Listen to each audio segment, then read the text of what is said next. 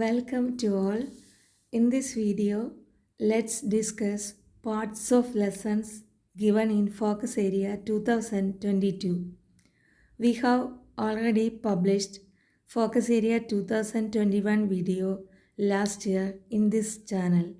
I will share its link in the comment box.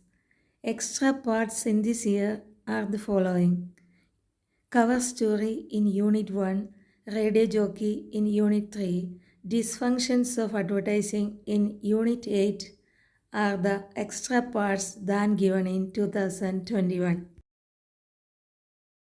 Let's analyze some of the varied contents that build up a magazine. ഒരു മാഗസിനെ നിർമ്മിക്കുന്നതിൽ വേണ്ടി വരുന്ന വിവിധ തരം കണ്ടൻറ്റുകൾ നമുക്ക് അപഗ്രഥിക്കാം. അതുകൊണ്ട് തന്നെ കണ്ടൻറ് ഓഫ് മാഗസിൻസ് എന്നതിൽ വരുന്നതാണ് കവർ സ്റ്റോറി എന്നുള്ളത്. The cover story is the beacon in any magazine. Beacon എന്നുള്ളതിൻ്റെ മലയാള അർത്ഥം ദീപസ്തംഭം അല്ലെങ്കിൽ അപായ സൂചന നൽകുന്ന ദീപം എന്നാണ്. അപ്പോൾ ഒരു മാസികയുടെ ബീക്കണാണ് കവർ സ്റ്റോറി എന്നുള്ളത്. It may refer to a story in a magazine whose subject matter appears on its front cover. ഒരു മാസികയുടെ പുറംചട്ടയിൽ അല്ലെങ്കിൽ കവർ പേജിൽ വരുന്ന സ്റ്റോറിയെ ആണ് നമ്മൾ കവർ സ്റ്റോറി എന്ന് വിളിക്കുന്നത്. The cover page quite often carries stunning headlines to facilitate a compulsive buying of the magazine. Cover page പലപ്പോഴും വളരെ സ്റ്റണ്ണിങ് ആയിട്ടുള്ള ഹെഡ്ലൈൻസ് അതിന്മേലുണ്ടാകും. അത് കാണുന്ന വായനക്കാരൻ ആ മാസിക വായിക്കാൻ നിർബന്ധിതനാകുന്ന രീതിയിൽ പ്രേരിപ്പിക്കപ്പെടുമെന്നുള്ളതാണ്.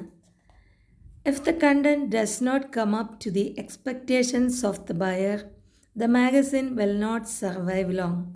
വായനക്കാരൻ്റെ പ്രതീക്ഷയ്ക്കൊത്ത് മാഗസിൻ്റെ ഉള്ളടക്കം നന്നായില്ലെങ്കിൽ മാഗസിന് നിലനിൽപ്പില്ല. The cover story ought to be well written and it should contain solid documentation, ample details and illustrative examples in smooth and clear prose. Cover story അതുകൊണ്ട് തന്നെ വളരെ നല്ല രീതിയിൽ എഴുതപ്പെട്ടതും അതിൻ്റെ ഉള്ളടക്കത്തിൽ വരുന്ന കാര്യങ്ങൾ വളരെ വ്യക്തമായിട്ടുള്ള ഡോക്യുമെൻറ്റേഷനെ അടിസ്ഥാനപ്പെടുത്തിയിട്ടുള്ളതും വേണ്ടത്ര ഡീറ്റെയിൽസും ചിത്രരൂപേണയുള്ള ഉദാഹരണങ്ങളിലൂടെ സുഗമവും വ്യക്തവുമായ വായനയ്ക്ക് സാധ്യമാക്കുന്ന തരത്തിലുള്ളതുമായിരിക്കണം. The portrait of an unknown girl taken by Steve McCurry turned out to be one of those images that sear the heart. It ran on the cover of the National Geographic magazine in June 1985. Her eyes are sea green. They are haunted, and you can read the tragedy of Afghanistan, a land drained by war, in those eyes. She became known as the Afghan girl, and for 17 years no one knew her name. She is Sharbat Gula, belonging to one of the Afghan tribes called Pashtun. When Steve met Sharbat in 2002 to take her portrait again, no one, not even she, was not sure about her age. He guessed she must be 30 then. Time and hardship have erased her youth. The second meeting between the woman with the green eyes and the photographer was quiet. Married woman in her tribe strictly follows certain cultural traditions, so she did not smile at Steve. Her expression, he said, was flat. She cannot understand how her picture has touched so many. She does not know the power of her eyes. ഈ ഉദാഹരണം national geographic മാഗസിനിൽ വന്ന ഷർബത്ത് ഗുല എന്ന അഫ്ഗാൻ സ്ത്രീയുടെ പെൺകുട്ടിയുടെ ചിത്രം അഫ്ഗാനിസ്ഥാനിലെ യുദ്ധവും അതിനോടനുബന്ധമായ പ്രശ്നങ്ങളെ പുറത്ത് കാണിക്കാൻ കൊണ്ടുവന്ന ഈ ചിത്രം ആ മാസികയുടെ എക്കാലത്തെയും വിജയത്തിലും അല്ലെങ്കിൽ എക്കാലത്തും ജനങ്ങൾ ഓർത്തിരിക്കുന്ന ഒന്നായിട്ടാണ് ഈ ഉദാഹരണം ഇവിടെ വിവരിച്ചിരിക്കുന്നത്. പിന്നെ മലയാള ഭാഗം നോക്കാം. ഒരു മാഗസിനെ രൂപപ്പെടുത്തുന്ന വിവിധ തരം ഉള്ളടക്കങ്ങളെപ്പറ്റി പരിശോധിക്കാം. അതിലൊന്നാണ് മുഖലേഖനം അഥവാ കവർ സ്റ്റോറി. മുഖലേഖനമാണ് ഏതൊരു മാഗസിൻ്റെയും ദീപസ്തംഭം. മാസികയിലുള്ള ഏതെങ്കിലും ഒരു കഥയെ ആശ്രയിച്ച് അതിൻ്റെ ചിത്രമായിരിക്കും ചിലപ്പോൾ മുൻ പേജിൽ കൊടുക്കുന്നത്. മാഗസിൻ വാങ്ങാൻ പ്രേരിപ്പിക്കുന്ന രീതിയിലുള്ള മനോഹരമായ തലക്കെട്ടുകൾ മിക്കവാറും കവർ പേജിൽ കാണാറുണ്ട്. വാങ്ങുന്നവരുടെ പ്രതീക്ഷയ്ക്കൊത്ത് മാഗസിൻ്റെ ഉള്ളടക്കം വന്നില്ലെങ്കിൽ അത് ഒരുപാട് നാൾ നിലനിൽക്കില്ല. മുഖലേഖനം നന്നായി എഴുതേണ്ടതാണ്. മിഴിവേറിയ ഡോക്യുമെൻറ്റേഷൻ, മതിയായ വിശദാംശങ്ങൾ, സമഗ്രവും കൃത്യവുമായ ഉദാഹരണങ്ങൾ, വ്യക്തമായതും ഒഴുക്കോട് കൂടിയതുമായ ഉദാഹരണങ്ങൾ എന്നിവ ഇവിടെ പ്രാധാന്യമർഹിക്കുന്നു. സ്റ്റീവ് മക്കറെ എടുത്ത അപരിചിതയായ ഒരു പെൺകുട്ടിയുടെ ചിത്രം ഹൃദയം തുളയ്ക്കുന്ന ഒന്നായി മാറി. 1985 ജൂണിൽ നാഷണൽ ജിയോഗ്രാഫിക് മാഗസിൻ്റെ മുഖചിത്രമായി അത് പ്രസിദ്ധീകരിച്ചു. അവളുടെ കണ്ണുകൾക്ക് കടലിൻ്റെ പച്ച നിറമായിരുന്നു. അവ വേട്ടയാടപ്പെട്ടതായിരുന്നു. അഫ്ഗാനിസ്ഥാനിലെ ദുരന്തം അവളുടെ കണ്ണുകളിൽ നിന്ന് വായിച്ചെടുക്കാൻ പറ്റുമായിരുന്നു. അഫ്ഗാൻ പെൺകുട്ടി എന്നവൾ അറിയപ്പെട്ടു. 17 വർഷക്കാലം അവളുടെ പേര് ആർക്കും അറിയില്ലായിരുന്നു. അഫ്ഗാൻ ഗോത്രമായ പഷ്തൂണിലെ ഒരു പെൺകുട്ടിയായിരുന്നു അവൾ. പേര് ഷർബത്ത് ഗുല. 2002 അവളുടെ ചിത്രം ഒരിക്കൽ കൂടെ എടുക്കുവാൻ സ്റ്റീവ് ഷർബത്തിനെ വീണ്ടും കണ്ടപ്പോൾ അവളുടെ പ്രായത്തെപ്പറ്റി അവൾക്ക് തന്നെ നിശ്ചയമില്ലായിരുന്നു. 30 വയസ്സായി കാണുമെന്ന് അവൾ അനുമാനിച്ചു. സമയവും കഷ്ടപ്പാടും അവളുടെ യൗവനത്തെ മായ്ച്ചു കളഞ്ഞു. പച്ച നിറമുള്ള കണ്ണുകളുള്ള സ്ത്രീയും ഫോട്ടോഗ്രാഫറും തമ്മിലുള്ള രണ്ടാമത്തെ കൂടിക്കാഴ്ച വളരെ നിശബ്ദമായിരുന്നു. അവളുടെ ഗോത്രത്തിലുള്ള വിവാഹിതരായ സ്ത്രീകൾ ചില പ്രത്യേക സാംസ്കാരിക രീതികൾ പിന്തുടരുന്നു. അതുകൊണ്ട് സ്റ്റീവിനെ നോക്കി അവൾ ചിരിച്ചില്ല. അവൾക്കൊരു വികാരവുമില്ലായിരുന്നു എന്ന് അദ്ദേഹം പറഞ്ഞു. അവളുടെ ചിത്രം കുറേയേറെ ആളുകളെ എങ്ങനെ സ്പർശിച്ചുവെന്ന് അവൾക്ക് തന്നെ മനസ്സിലായില്ല. അവളുടെ കണ്ണുകളുടെ ശക്തി അവൾക്ക് തന്നെ അറിയില്ല. ഇതാണ് ഒരു നല്ല കവർ പേജിൻ്റെ, നല്ല കവർ സ്റ്റോറിയുടെ പ്രത്യേകത. അതെങ്ങനെ ആളുകളെ സ്വാധീനിക്കുന്നു എന്നുള്ളതിൻ്റെ ഉത്തമ ഉദാഹരണമാണ് നാഷണൽ ജിയോഗ്രാഫിക് മാഗസിൻ്റെ മുഖചിത്രമായിട്ട് വന്ന ഷർബത്ത് ഗുലയുടെ ചിത്രവും വാർത്തയും. അതാണ് കവർ സ്റ്റോറിക്ക് ഉദാഹരണമായിട്ട് ഇവിടെ കൊടുത്തിരിക്കുന്നത്. Radio jockey or RJ has been with us for a century, but then they are familiar to us as radio announcers.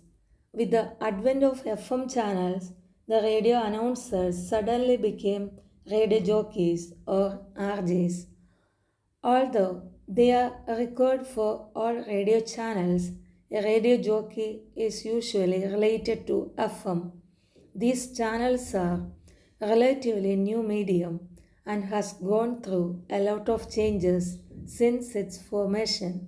A new FM style of expression and delivery too has developed along with a sweet mid to heavy voice in an entertaining mode. Radio jockey അഥവാ RJ നമ്മോടൊപ്പമായിട്ട് ഒരു നൂറ്റാണ്ടാകുന്നു. എന്നാൽ നമുക്കവരെ പരിചയം radio അനൗൺസേഴ്സായിട്ടാണ്. FM ചാനലുകളുടെ കടന്നുവരവോടെ radio അനൗൺസർമാർ പെട്ടെന്ന് radio ജോക്കികളോ RJയോ ആയി മാറി. താരതമ്യേന പുതിയ മാധ്യമമായി ഈ ചാനലുകൾ അതിൻ്റെ രൂപീകരണത്തിന് ശേഷം നിരവധി മാറ്റങ്ങളിലൂടെ കടന്നുപോയിട്ടുണ്ട്. ആവിഷ്കാരത്തിലും പ്രക്ഷേപണത്തിലും പുതിയ FM ശൈലി വികസിപ്പിച്ചിട്ടുണ്ട്. ആസ്വാദികരമായ മധുരഗന ശബ്ദങ്ങളുടെ പ്രയോഗവും ഇതോടൊപ്പം രൂപപ്പെട്ടു. ഒരു റേഡിയോ ജോക്കിക്ക് വേണ്ട സവിശേഷതകളാണ് അടുത്തായിട്ട് ഡിസ്കസ് ചെയ്യുന്നത്. ആകർഷകമായ ശബ്ദവും യുക്തിപൂർവ്വം സംസാരിക്കാനുള്ള മനോഭാവവും, സംസാര ഭാഷയിലുള്ള മികച്ച പരിജ്ഞാനം, പ്രാദേശിക ഭാഷാഭേദങ്ങളിലുള്ള അറിവ്, ശ്രോതാക്കളെ സുഹൃത്തുക്കളാക്കാനുള്ള കഴിവ്, സാങ്കേതിക വിദ്യയെക്കുറിച്ചുള്ള കൃത്യമായ അറിവും റേഡിയോ പ്രക്ഷേപണ ഉപകരണങ്ങളിലുള്ള പരിചയവും. Dysfunctions of advertising. Advertising has both positive and negative effects. The undesirable consequences of advertising are generally termed as dysfunctions. Following are some of the dysfunctions of advertising. പരസ്യങ്ങൾക്ക് ഗുണങ്ങളും ദോഷങ്ങളുമുണ്ട്. പരസ്യങ്ങളുടെ ദോഷങ്ങളെ ഡിസ്ഫങ്ഷൻ എന്ന് വിളിക്കുന്നു. താഴെ പറയുന്നവയാണ് പരസ്യങ്ങളുടെ പ്രധാന ദോഷങ്ങൾ അഥവാ ഡിസ്ഫങ്ഷൻസ്.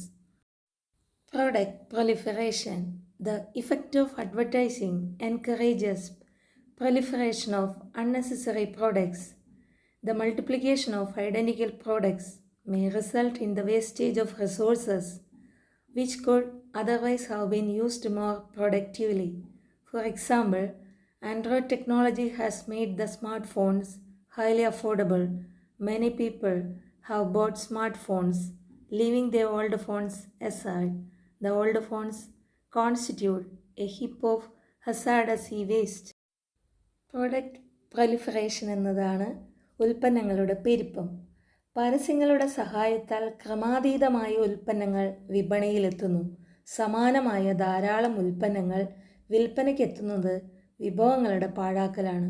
ഉദാഹരണത്തിന്, നിരന്തരം പുതിയ സവിശേഷതകളുമായി സ്മാർട്ട് ഫോണുകൾ അവതരിപ്പിക്കപ്പെടുന്നത് ഉപയോക്താക്കളെ അവരുടെ ഉപയോഗക്ഷമമായ സ്മാർട്ട് ഫോൺ ഉപേക്ഷിച്ച് പുതിയവ കരസ്ഥമാക്കാൻ പ്രേരിപ്പിക്കുന്നു.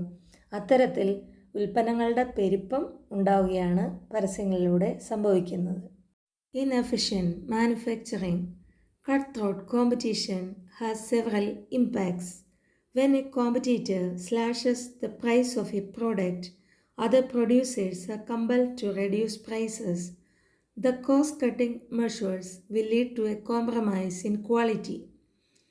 Such aggressive campaigns may help the companies to stay in the business, but it is damaging to the consumers if they buy low-quality products as a result of such advertising.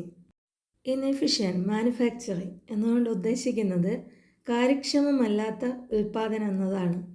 വിപണിയിലെ കിടമത്സരത്തിന് പല വിധത്തിലുള്ള പ്രത്യാഘാതങ്ങളുണ്ട്.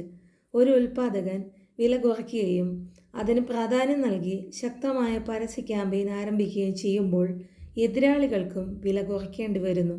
ഇത്തരത്തിൽ വില കുറയ്ക്കുന്നത് ഗുണമേന്മയെ ബാധിക്കുന്നു.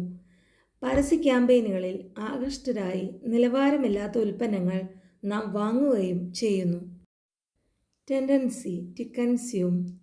It is believed that advertising raises the tendency to consume more than what is desirable in developing nations.